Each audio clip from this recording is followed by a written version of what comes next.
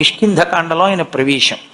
నాలుగవదైన కిష్కింధకాండలో హనుమత్ ప్రవేశ సమయంలో అసలు ఆయన ఎలా పుట్టారు అన్నదాన్ని మహర్షి చెప్పలేదు.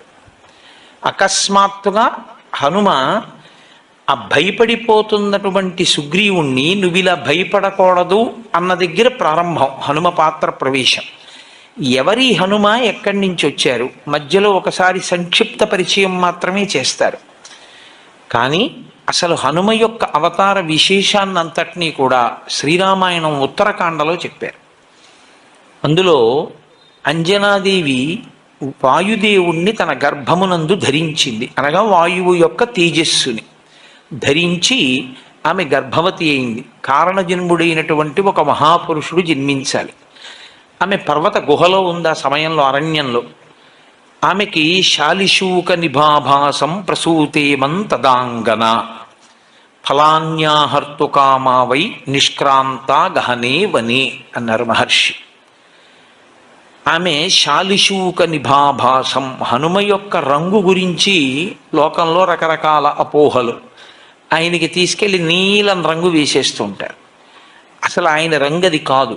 ఆయన పచ్చగా బంగారం ఎలా ఉంటుందో అలా ఉంటారు. వీష్టితార్జున వస్త్రంతం విద్యుత్ సంఘాత పింగళం అంటారు సుందరకాండలో మహర్షి. మెరుపుల పోగు ఎలా ఉంటుందో అంత పచ్చటి రంగు అయింది.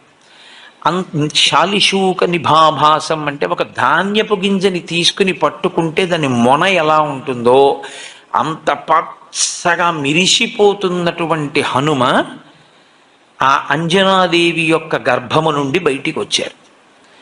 ఆవిడికి ఆకలేసి ఓ పండు తిందామని ఆ గుహలోంచి ఆ పక్కన ఉన్న అడవిలోకి ఆవిడ వెళ్ళింది. ఫలాన్యాహర్తు కామావై నిష్క్రాంత గహనేవని. ఇప్పుడు ఈ పిల్లవాడు పడుకుని ఉన్నాడు, అప్పుడే పుట్టాడు. పుట్టి ఇంకా కొద్ది సమయం ఈ పిల్లవాడికి ఆకలేసి పాలు ఇవ్వడానికి అమ్మ దగ్గరలో లేదు. పుడుతూనే ఈ పిల్లవాడికో పండు తిందామనిపించి ఆయన పైకి తలెత్తి చూశాడు.